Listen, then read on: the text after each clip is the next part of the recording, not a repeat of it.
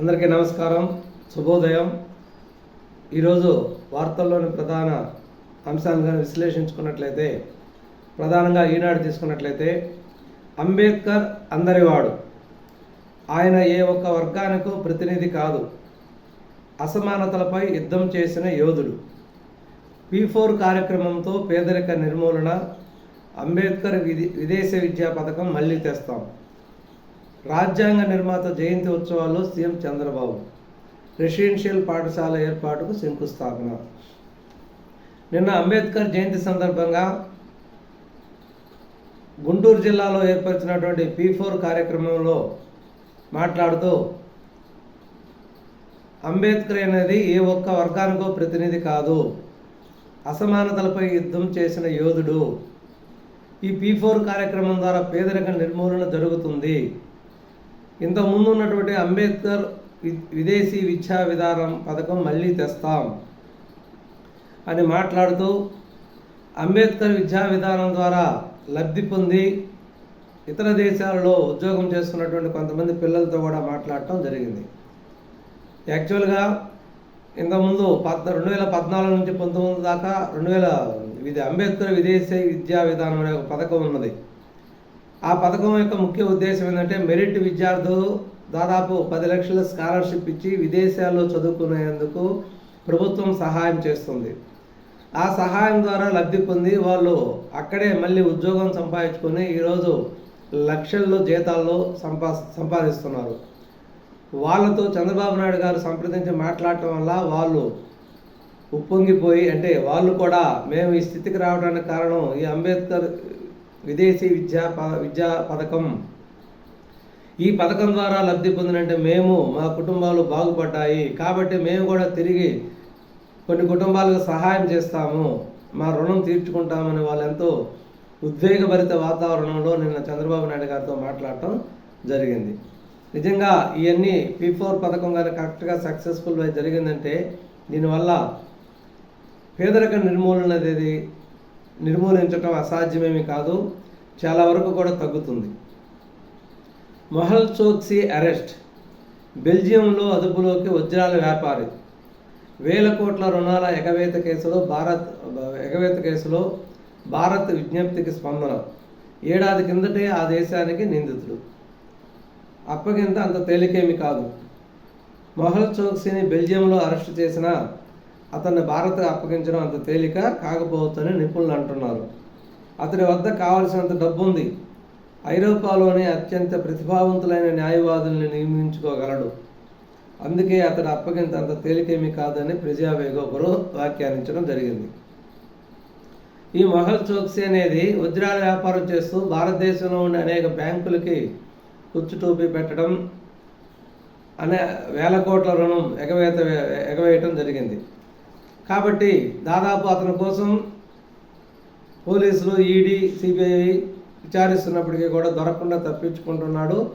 దాదాపు బెల్జియం దేశానికి సంవత్సరం కిందటే పోవడం జరిగింది. నిన్న అతన్ని బెల్జియంలో భారత విజ్ఞప్తి మేరకు అదుపులోకి తీసుకుని అరెస్ట్ చేయడం జరిగింది. మరి అతను తిరిగి భారతదేశంలోనికి ఏ విధంగా తీసుకొస్తాడు, ఎన్ని రోజులు పడుతుంది అనేది కాలమే నిర్ణయించాలి.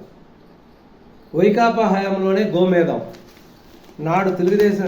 నాడు టీటీడీ గోశాల నిర్వహణ ఘోరం, ఎన్నో ఆవులు మరణించిన వివరాలను తొక్కిపెట్టారు, నాచుపట్టిన నీరు, పురుగు పట్టిన దానా పెట్టారు, కాలం చెల్లిన ఔషధాలతో వాటి ప్రాణాలపైకే తెచ్చారు. అప్పటి డైరెక్టర్ హరినాథ్ రెడ్డి అనేక అక్రమాలకు పాల్పడ్డారు. విజిలెన్స్ తనిఖీల్లోనే అప్పట్లోనే ఇవన్నీ బయటపడ్డాయి. సీఎం ఆదేశాలతో ప్రస్తుతం అనేక మార్పులు చేశాం, టీటీడీ ఈవో శ్యామలరావు వెల్లడి. అంటే టీటీడీ గోశాలలో గోవులు చనిపోవటానికి ఇప్పటికిప్పుడు వచ్చినటువంటి ప్రమాదం కాదు, గత ప్రభుత్వంలో ఈ గోశాల నిర్వహణ ఘోరాతి ఘోరంగా ఉన్నది. ఆ ఎఫెక్ట్ వల్ల అప్పటి నుంచి గోవులు చనిపోతూ వస్తున్నాయి. దీన్ని తొక్కిపెట్టి బయటకు రానికుండా చేయటం జరిగింది. అప్పటి డైరెక్టర్ హరినాథ్ రెడ్డి అనేక అక్రమాలకు పాల్పడ్డాడు. నాచుపట్టిన నీరు, పురుగులు పెట్టిన దానా పెట్టారు. అంటే గోవులకు మంచినీళ్ళు కూడా బాగా పాసి పట్టినటువంటి నీళ్లు, కుళ్ళిపోయినటువంటి దానా, పురుగులు పెట్టినటువంటి దానా అటువంటివి పెట్టేవాళ్ళు. ఈ హరినాథ్ రెడ్డి అనేక అక్రమాలుగా పాల్పడ్డారు. విజిలెన్స్ తనిఖీల్లో అప్పట్లో ఇవన్నీ బయటపడ్డాయి. ఇప్పుడు సీఎం ఆదేశాలతో అనేక మార్పులు చేశాం, గోశాల నిర్వహణ అనేది చాలా పటిష్టంగా ఏర్పాటు చేయడం జరిగిందని చెప్పడం జరిగింది. మళ్ళీ అమెరికాకు మన రొయ్య ఎగుమతికి సిద్ధంగా 30,000 నుంచి 40,000 టన్నులు, 100 కౌంట్ కిలోకి 220 నుంచి 230. మళ్ళీ 90 రోజులు గ్రేస్ పీరియడ్ ఇవ్వడంతో తిరిగి మళ్ళీ రొయ్యల ఎగుమతి అనేది ఊపందుకున్నట్టు తెలుస్తున్నది. దాదాపు 30 నుంచి 40,000 టన్నులు అమెరికాకు ఎగుమతి చేయడానికి సిద్ధంగా ఉన్నట్టు తెలుస్తున్నది. 100 కౌంట్ కిలోకి 220 నుంచి 230 రూపాయల వరకు వస్తున్నట్టు తెలుస్తున్నది. కృష్ణా తీరంలో క్రీడా నగరి 1,600 ఎకరాల స్పోర్ట్స్ సిటీ, 1,25,000 మందిని వీక్షించేలా భారీ క్రికెట్ స్టేడియాన్ని నిర్మించడానికి కృష్ణా తీరం వెంబడి 1,600 ఎకరాలు ప్రభుత్వం కేటాయిస్తున్నట్టు తెలుస్తున్నది. రాజ్ కసిరెడ్డిపై సోదాల అస్త్రం, కలుగు నుంచి బయటకు రప్పించేందుకు సిట్ వ్యూహం. హైదరాబాద్లో ఒకేసారి 15 చోట్ల తనిఖీలు. రాజ్ భార్య డైరెక్టర్గా ఉన్న ఆసుపత్రిలో, కుమార్తె పేరిట ఉన్న ఇన్ఫ్రా కంపెనీలోనూ, మద్యం కుంభకోణం సొమ్ముతో పెట్టిన బినామీ సంస్థల్లోనూ కీలక పత్రాలు, ఆధారాలు స్వాధీనం. రాజ్ కసిరెడ్డి భార్య డైరెక్టర్గా ఉన్న గచ్చిబౌలిలోనే అరెట్ ఆసుపత్రిలో సోదాలు చేసినటువంటి పోలీసులు. మద్యం కుంభకోణానికి ప్రధాన సూత్రధారి, కర్త, కర్మ, క్రియ అయినటువంటి ఈ రాజ్ కసిరెడ్డిని కలుగు నుంచి బయటకు తీసుకురావడానికి అతనికి సంబంధించిన ఆస్తులన్నిటిపై, అతనికి సంబంధించిన బంధువుల కుటుంబాలను, అతనికి సంబంధించిన అనేక రకాల అన్ని గృహాలలో కూడా దాదాపు 15 చోట్ల తనిఖీలు చేయడం జరిగింది. కుమార్తె పేరిట ఉన్నటువంటి ఇన్ఫ్రా కంపెనీలో కూడా తనిఖీ చేయడం జరిగింది.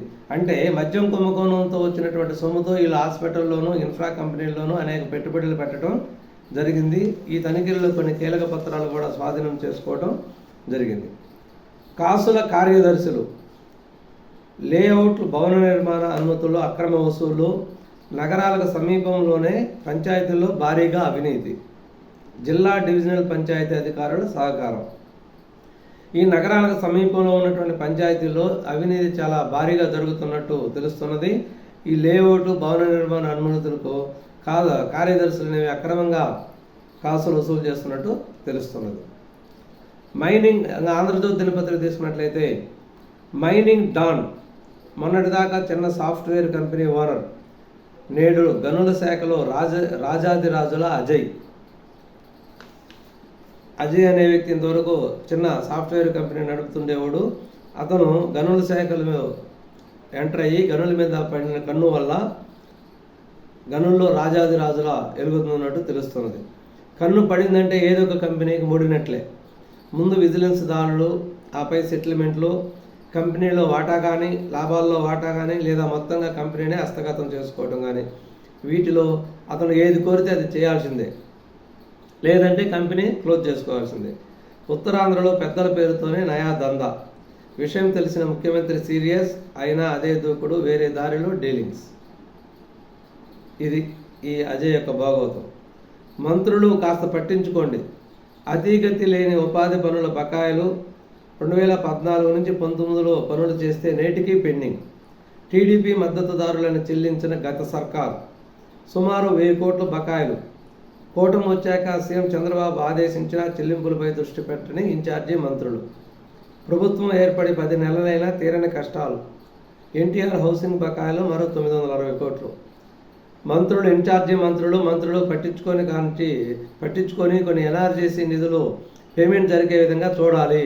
ప్రజలు, కార్యకర్తలు లబోదిబోమంటున్నారు.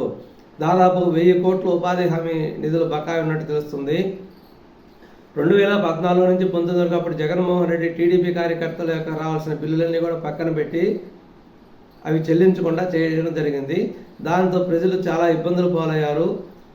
కొత్తగా ఏర్పడిన టీడీపీ ప్రభుత్వం అప్పుడు ప్రతిపక్షం పార్టీలో ఉంటూ మేము వస్తే రావాల్సిన బకాయిలన్నీ కూడా ₹2 ఇంట్రెస్ట్తో కలిసి పేమెంట్ చేస్తామని ప్రకటించడం జరిగింది. ఇంట్రెస్ట్ సంగతి దేవుడు ఎరుగు, అసలు ఇవ్వాల్సినవి కూడా ఇప్పుడు ఇవ్వలేదు. ముఖ్యమంత్రి దృష్టి పెట్టి వెంటనే మంత్రులకు ఆదేశాలు ఇచ్చి ఈ పేమెంట్లు అయ్యే విధంగా ఈ పేమెంట్లు అయ్యే విధంగా చూడాలని టీడీపీ కార్యకర్తలు గగ్గోలు పెడుతున్నారు, కోరుతున్నారు. వెంటనే దీని మీద దృష్టి పెట్టడం ఎంతో మంచిదని టీడీపీ కార్యకర్తలు కోరుతున్నారు.